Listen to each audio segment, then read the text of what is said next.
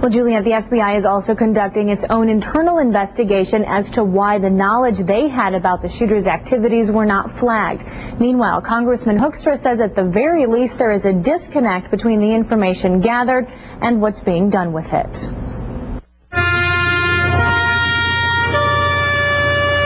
The military men and women shot to death at Fort Hood were memorialized Tuesday.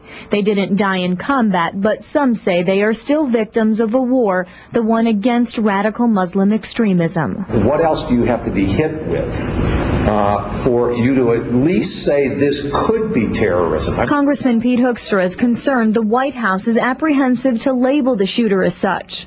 No faith justifies these murderous and craven acts. No just and loving God looks upon them with favor. The president denounced Major Nidal Hassan's alleged role in the shooting rampage, but Hoekstra says it is clear his motives were not of a man who simply cracked under pressure as reported. With everything that I have seen,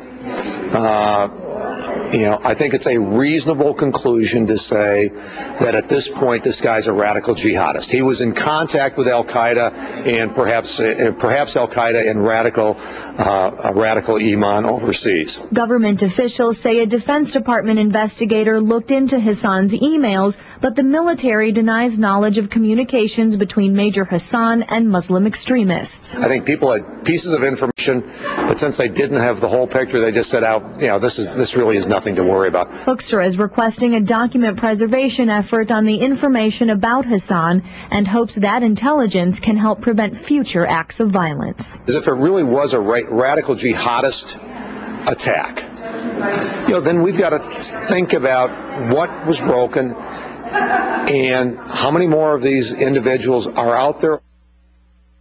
Major Nidal Hassan could face the death penalty if convicted, but military executions are rare. They must be personally approved by the president. Juliet?